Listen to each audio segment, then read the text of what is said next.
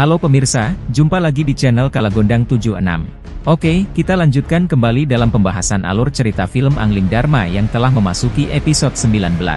Awal kisah diperlihatkan dengan Adipati Prabakara bersama para pasukannya atas utusan Sang Raja Kalinggapura. Mereka sedang mencari keberadaan Giriwara. Di saat mereka melaju sangat cepat dengan kudanya, tidak sengaja telah melewati Durgandini dan Nilasaroya yang sedang makan di pinggir jalan. Sontak hal itu membuat Durgandini pun sangat marah karena merasa terganggu oleh kuda-kuda itu. Hingga akhirnya Durgandini dan Nilasaroya pun mengejarnya lalu langsung menghadang Prabakara bersama para pasukannya tersebut. Siapa kalian? Mentang-mentang kau punya kuda yang gagah, kau hampir nabrak kakiku. Maaf, saya tidak melihat seorang pun sepanjang kami memacu kuda. Jangan banyak omong.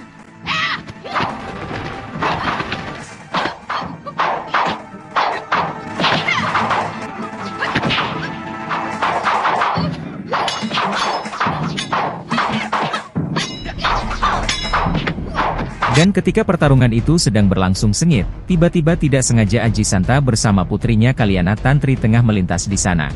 Sontak mereka berdua pun langsung membantu Adipati Prabakara yang sedang terdesak oleh serangan Durgandini tersebut.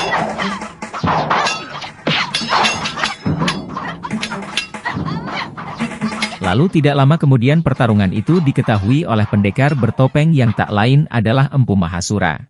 Melihat ada sosok Durgandini yang sedang menyerang para pasukan itu, akhirnya ia pun langsung membantu dan menghajar Durgandini. Dengan kesaktiannya pendekar bertopeng meringkus Durgandini serta menotok Nilasaroya dengan kerikil hingga ia tidak berkutik. Nila! Licik kau Mahasura! Berani kau menotok sahabatku dari belakang! Lalu mereka berdua pun segera pergi untuk melarikan diri. Dengan kesaktian pendekar bertopeng itu, mereka pun bertanya-tanya siapakah gerangan orang di balik topeng itu. Mana lelaki tua berjubah tadi? Kalau tidak salah, wanita itu tadi menyebut namanya Mahasura. Mahasura dari Sugaluh. Dia guru Prabu Angling Dharma dari Malwapati. Setelah berhasil kabur dari serangan Mahasura, Durgandini pun langsung membebaskan totokan yang telah dilesatkan ke Nilasaroya. Melihat dirinya telah dilibas oleh Mahasura, Durgandini pun sangat tidak terima dan ingin kembali membalasnya. Hingga akhirnya ia pun mengajak Nilasaroya untuk mencari kitab ilmu Dasendriya tingkat terakhir yang pernah diciptakan oleh mendiang Pangeran Suryapati. Nyai, muntah darah. Ya, tapi tidak terlalu parah. Aku harus mencari kitab Dasendriya Warna Jingga ciptaan Kakang Suryapati. Sementara itu, di sisi lain di kerajaan Malwapati kini Sang Prabu Angling Dharma telah kembali di sana setelah cukup lama berada di Kalinggapura. Dikala Patih Batik Madrim yang waktu itu telah menangkap pimpinan Bromo Corah yang bernama Ki Bungur. Ia pun langsung dihadapkan dengan Prabu Angling Dharma dan langsung diinterogasi di sana. Angling Dharma pun mencoba membujuk Ki Bungur itu, agar mau berkata jujur siapakah yang telah menyuruhnya. Dengan kebijakannya Prabu Angling Dharma memberikan pilihan kepada pimpinan rampok itu. Jika mau berkata jujur ia akan bebas dan jika tidak mau mengatakannya maka akan dihukum seberat-beratnya. Kamu tentu tidak ingin berpisah dengan anak istrimu. Sementara orang yang menyuruhmu enak-enakan menikmati hidup. Kami dibayar, Gusti Prabu. Siapa yang membayarmu? Hamba hanya kenal namanya Ki Pancer. Hamba tidak tahu beliau itu orang mana. Dan pada akhirnya Ki Bungur itu pun dibebaskan karena sudah berkata dengan sebenarnya. Lepaskan pasungannya. Atas pembebasan rampok itu juga bertujuan untuk mencari tahu kemana Ki Bungur akan pergi menemui orang yang menyuruhnya bernama Ki Pancar itu.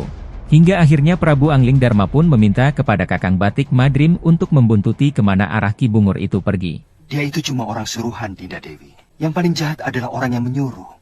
Kita harus tahu, kenapa dia menyuruh orang berbuat jahat di negeri kita. Tapi, kenapa dibebaskan? Dia pasti akan menemui orang yang menyuruhnya, yang katanya bernama Ki Pancar. Kita harus menangkapnya. Kakang Madrim. Dan di malam itu ketika Ki Bungur telah terbebas dari jeratan hukuman Malwapati, Batik Madrim pun terus mengikuti gerak-geriknya tersebut. Hingga akhirnya Batik Madrim pun mengetahui seseorang yang disebut Ki Pancar itu serta orang-orang suruhan Giriwara dan para pendekar bayarannya. Kami siap mendukung gerakan Rake. Kami siap, Rake. Tujuan kami memang ke sana. Kembali meraih kemenangan kita bersama.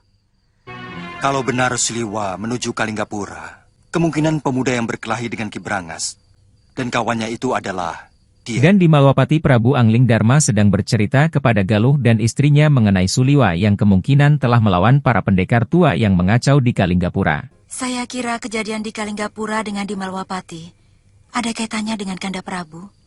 Sepertinya Dinda mencurigai sesuatu. Iya, kejadian di Malwapati hanya sasaran antara untuk memancing Kanda Prabu pulang.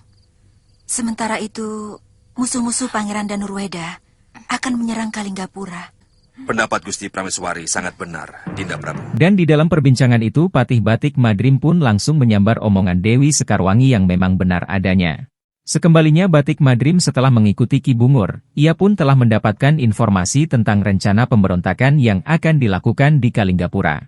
Mereka semua yang tak lain adalah orang-orang suruhan Giriwara. Dan mereka sedang menyusun kekuatan di Pakuan Gondorukam. Siapa saja yang berada di sana? Banyak pendekar tua. Di antaranya Nyai Durgandini. Durgandini? Pendekar dari Rawa Bangkai. Sementara itu, di sisi lain kini Durgandini dan Nila Saroya telah sampai di goa daerah hutan kayu langit. Di mana tempat itu dibuat untuk bertapa oleh Pangeran Suryapati dan mengakhiri hidupnya di sana. Demi menambah kesaktiannya Durgandini sangat berambisi sekali untuk mencari kitab Dasendriya Ungu tersebut. Karena telah diyakininya bahwa ajian itu sangat dahsyat dan belum ada yang memilikinya selain Pangeran Suryapati itu sendiri. Sesampainya di dalam goa itu Durgandini dan Nila Saroya melihat jasad Pangeran Suryapati yang sudah mengering kaku di sana. Lalu Durgandini pun menemukan pesan tertulis di atas batu dari Pangeran Suryapati. Tataplah wajah dan tubuhku. Pada akhirnya semua manusia akan seperti ini. Ternyata daging dan kulit begitu rapuh, sementara watak dan perilaku jauh lebih abadi. Aku mengamati daging dan kulitku saat demi saat bergerak mengeriput.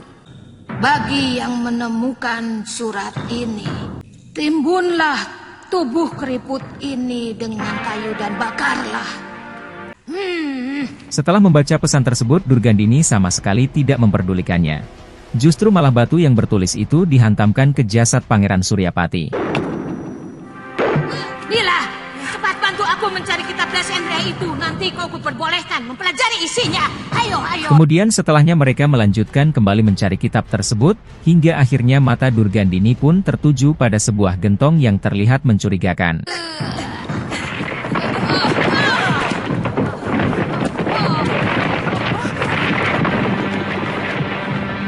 Setelah gentong itu dibuka dan ternyata isinya sangat mengejutkan. Sesosok dedemit hitam besar keluar dari gentong itu, hingga akhirnya Durgandini pun mencoba melawannya. Perlawanan Durgandini itu sama sekali tidak bisa mengenai makhluk tersebut. Hingga ia pun sangat terheran-heran dengan sosok itu. Ilmu apa yang dia pakai? Lalu Nila Saroya pun juga mencoba untuk menghadapinya, akan tetapi makhluk tersebut tidak bisa disentuh tetapi bisa dirasakan serangannya yang sangat kuat. Aneh, Nyai.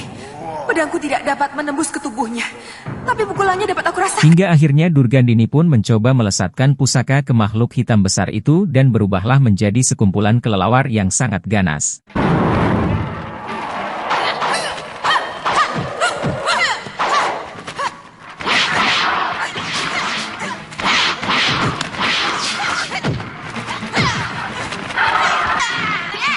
Awas Saroya, gigi kelelawar itu beracun. Ayo Nila, cepat keluar dari gua ini. Dan dari sinilah Durgandini menerima malapetaka. Kitab pusaka tidak didapat, ia pun malah terkena gigitan kelelawar yang sangat beracun dan ganas. Nila Saroya pun sangat terheran-heran melihat luka baru yang menimpa Durgandini itu dengan cepat membusuk menjalar ke lengannya. Nyai tahu obatnya? Aku pernah membaca Kalpasastra, kitab ilmu obat-obatan.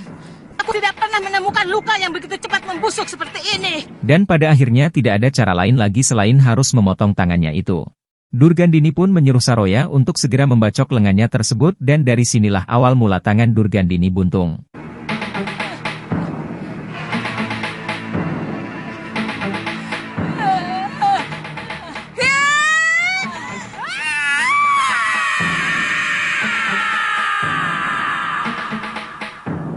Dan di malam itu, meskipun mengalami luka lengannya yang cukup parah, Durgandini pun masih bersikeras untuk melanjutkan menemui teman-temannya di Gondorukam. Seakan sama sekali tidak memperdulikan tangannya yang sedang sakit itu, ia akan tetap menjadi pendekar bayaran dan siap bertarung. Saya takut luka potong itu akan membahayakan Nyai kalau tidak dirawat secara khusus. Apa nanti Nyai tidak akan dilecehkan dalam keadaan seperti ini? Siapa? Siapa yang berani melecehkan aku? Sementara itu, Aji Santa bersama Kalyana Tantri yang sebelumnya telah membantu Adipati Prabakara dalam melawan Durgandini, kini mereka berdua pun diajak ke Kalinggapura untuk dipertemukan dengan Pangeran Danurweda. Dan di sana Kalyana Tantri pun berjumpa dengan Suliwa yang telah menjadi perwira di kerajaan Kalinggapura, hingga hal itu membuat Kalyana Tantri terpesona melihat penampilan Suliwa yang baru dan gagah itu. Kami mau diperkenalkan Gusti Adipati Prabakara kepada Pangeran Danurweda. Oh, orang itu namanya Adipati Prabakara. Iya. Mari. Baik, Tuan. Kami pergi dulu, Suliwa. Ayo, Tantri.